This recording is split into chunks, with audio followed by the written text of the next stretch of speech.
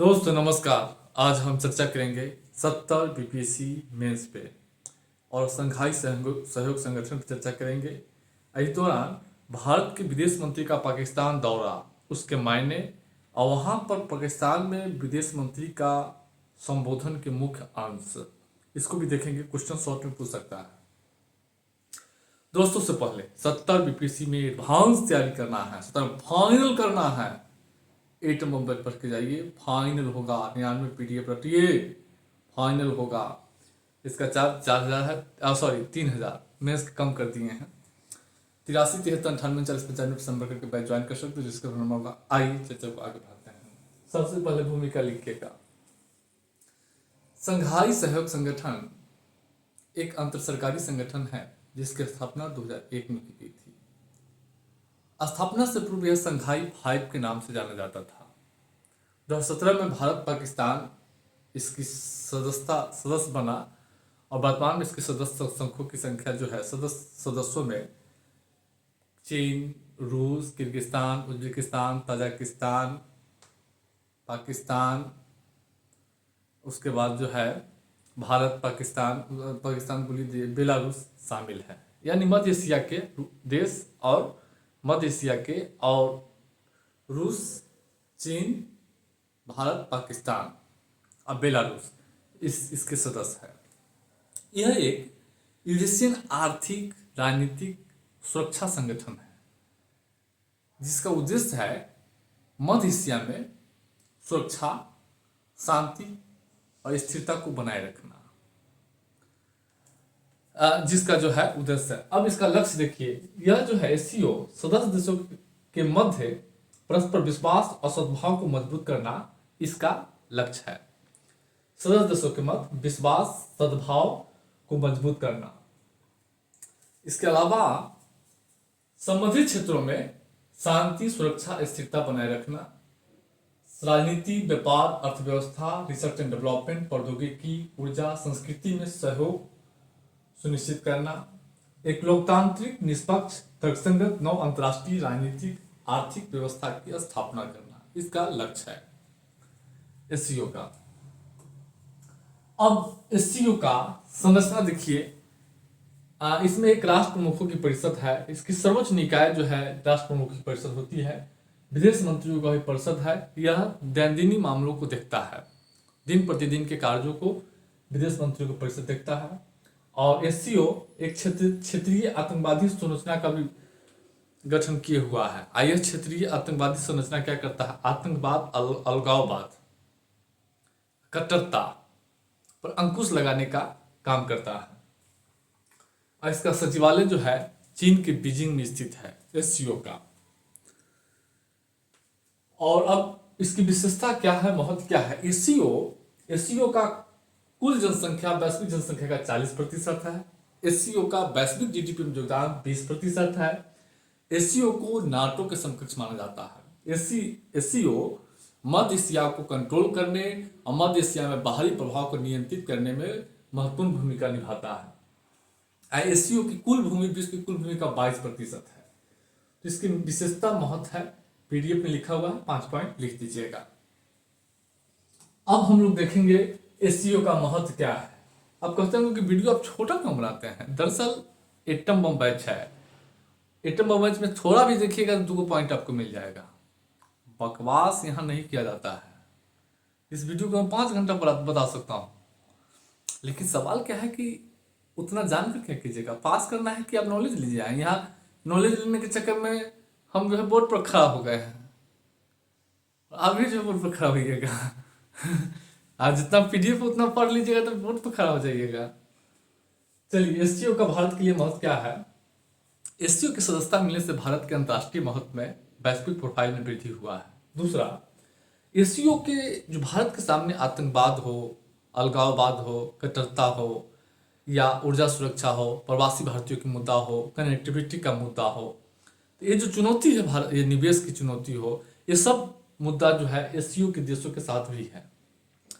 तो जो कि दो देश पक्षों के बीच मुद्दा समान है, तो दोनों पक्ष मिलकर काम करता है तो क्या होगा? परस्पर दोनों को लाभ होगा। हमारी भी चुनौती बराबर हो, आपकी भी चुनौती वही है।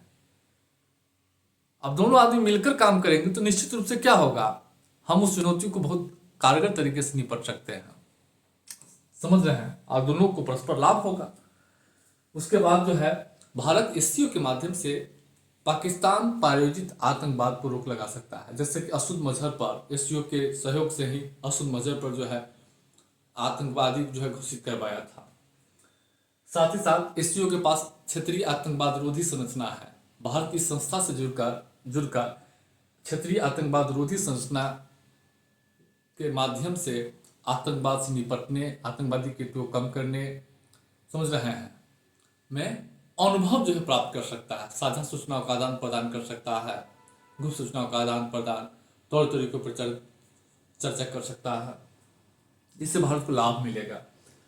और एससीओ खनिज संसाधन, ऊर्जा संसाधन में धनी है, प्राकृतिक गैस, पेट्रोलियम। इस समय भारत एससीओ से जुड़ता है तो तापी गैस पाइप परियोजना जो तुर्कमेनिस्तान से आ रहा है, तजाकिस्तान से जो है, अफगानिस्तान, पाकिस्तान, इंडिया होकर जो पाइपलाइन है, इसके माध्यम से भारत जो है गैस की सप्लाई कर सकता है, सीधे ऊर्जा सुरक्षा सुनिश्चित कर सकता है। साथ ही साथ भारत को मध्य एशिया, एससीओ क्या करता है, यूरोप तक जाने के लिए कनेक्टिविटी प्रदान करता है अंतर्राष्ट्रीय उत्तर दक्षिण गलियारा के माध्यम से। तो यूरोप तक जो है आप कनेक्टिविटी जो है मिल सकता है भारत को। तो ये भारत के लिए महत्वपूर्ण है। अब देखिए क्या है भारत की चुनौती क्या है। देखिए एससीओ में रूस और चीन दोनों है, और रूस चीन की नजदीकी हाल के वर्षों में बढ़ी है यूक्रेन रूस युद्ध के बाद।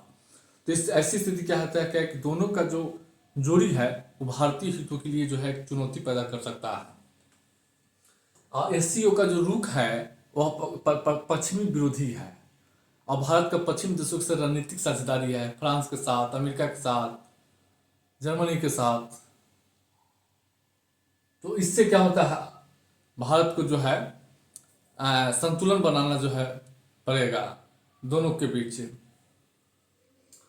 उसके बाद जो है एससीओ के देशों के साथ भारत जो है का एससीओ की जो विभिन्न देश है, मध्य एशिया के देश, उसके साथ डायरेक्ट कनेक्टिविटी नहीं है स्थल मार्ग से, चबहार के माध्यम से नहीं तो अफगानिस्तान के माध्यम से। तो अफगानिस्तान के माध्यम से जाएंगे तो पाकिस्तान क्रॉस करके जाएंगे, नहीं तो जो है चबहार के माध्यम से जाएंगे तो डायरेक्ट जा सकते हैं। तो लेकिन चबहार, चीन में ईरान की मौजूदगी जो है इधर बढ़ा है, पाकिस्तान अपने धरती का इस्तेमाल नहीं करने देगा अफगानिस्तान जाने के लिए आपको।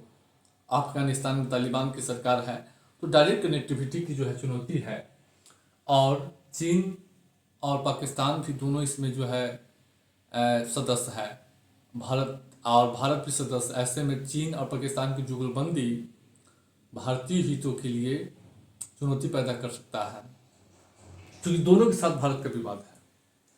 दो दुश्मन एक जगह रहे और अकेला पड़ेंगे तो निश्चित रूप से आपको चुनौती का सामना करना पड़ेगा।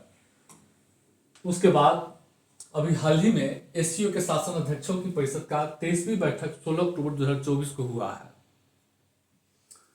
और इस बैठक में विदेश मंत्री एस जयशंकर पाकिस्तान गए थे, और पाकिस्तान जाने के बाद कुछ संबोधन किए थे। उनका पहला संबोधन था विश्वास और सहयोग। उनका मानना था कि विश्वास और सहयोग अच्छे पड़ोसी के महत्व पर प्रकाश डाले थे। विश्वास और सहयोग के लिए अच्छे पड़ोसी के महत्व पर प्रकाश डाले। दूसरा क्या है कि विदेश मंत्री पाकिस्तान को एससीओ के अध्यक्ष बनने के लिए जो है बधाई दिया, और साथ ही साथ एकता का आह्वान किया, क्षेत्रीय एकता का जो है आह्वान किया है। विदेश मंत्री जो है 3 प्रमुख चुनौतियों पर जोर दिया, जो व्यापार, संपर्क और क्षेत्रीय विकास में बाधा डालता है, वो है आतंकवाद, उग्रवाद, अलगाववाद। साथ ही साथ विदेश मंत्री जो है अंतर्राष्ट्रीय सौर गठबंधन, मिशन लाइफ, डिजिटल पब्लिक अवसंरचना के माध्यम से क्षेत्रीय सहयोग और संपर्क का आह्वान किया है। और साथ ही साथ विदेश मंत्री बहुपक्षवाद और सुधार का आह्वान किया। बहुपक्षवाद में विशेष संयुक्त राष्ट्र के सुरक्षा परिषद के सुधार का जो है आह्वान किया है। उसके बाद जो है अब देखिए विदेश मंत्री के पाकिस्तान जाने के मायने। देखिए विदेश मंत्री जो पाकिस्तान गया था उसका सबसे बड़ा कारण था एससीओ की मीटिंग के लिए जाना था। क्योंकि भारत नहीं चाहेगा कि भारत पाकिस्तान के बीच विवाद की वजह से एससीओ में अड़चन जाए। अगर मान लीजिए हम दो आदमी के बीच विवाद है, किसी समारोह में जाना है, तो हम क्यों नहीं जाऊंगा, हम क्यों कहूंगा कि नहीं नहीं ये आदमी मेरे विवादित आदमी है तो हम इसके साथ नहीं जाऊंगा, हम उसमें नहीं जाऊंगा, ऐसा नहीं है। तो भारत कभी नहीं चाहेगा, या हम भी कभी नहीं, मान लीजिए किसी के साथ हमको विवाद रहता है, मान लीजिए, वैसे हम विवाद बहुत कम करते हैं, मैं अपने जीवन में विवाद जो है बहुत कम ही किया हूँ, और मुझे लगता है कि हम दो तीन लोगों के साथ मुझे आज तक थोड़ा सा विवाद हुआ है, दो लोगों के साथ मुश्किल से अभी तक, उसके बाद कहीं जो है विवाद नहीं हुआ। और जहाँ विवाद भी हुआ है हमारी अपनी भी गलती थी, मैं अगर वो काम नहीं करता तो मेरे साथ कोई बदतमीजी नहीं करता, तो मत दो आदमी के साथ मुझे अभी तक मुझे लगा कि नहीं मेरे साथ गलती हो गया है, लेकिन आज तक कभी भी बात नहीं हुआ। जहाँ हुआ है वो हम मेरी गलती के कारण, क्योंकि हम भी मानव है, हम भी गलती कर सकते हैं। तो विवाद है, और एससीओ के दूसरे देश यह महसूस न करे कि भारत पाकिस्तान के विवाद की वजह से भारत अपनी विदेश नीति में एससीओ को अहमियत नहीं दे रहा है। मान लीजिए कहीं विवाद है, आप कोई संगठन का आप सदस्य है और आप नहीं जा रहे हैं, क्यों? तो एससीओ का देश क्या, संगठन का देश क्या समझेगा, शामिल देश, कि इसको अहमियत नहीं दे रहा है। मान लीजिए कोई इनवाइट किया आपको और आप नहीं जा रहे हैं, इसका अर्थ है कि आप उसको अहमियत नहीं दे रहे हैं। हम भी नहीं जाते हैं, बहुत लोग नहीं जाते हैं, कोई इनवाइट करे हमको नहीं जाऊंगा अहमियत नहीं दे, इसका अर्थ है कि अहमियत नहीं दे रहे हैं।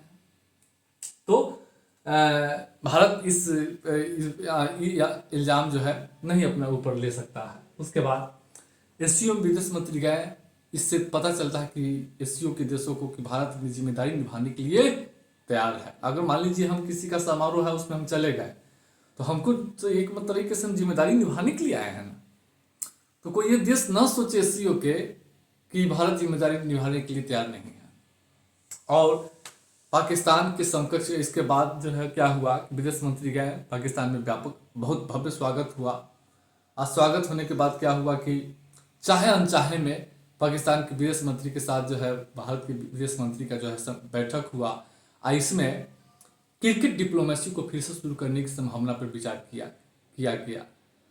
तो कुल मिलाकर कह सकते हैं कि थोड़ा ही सही, लेकिन भारत पाकिस्तान के बीच क्रिकेट डिप्लोमेसी के माध्यम से संबंध सुधार की दिशा में कुछ तो आंशिक रूप से पहल की शुरुआत तो हुई है।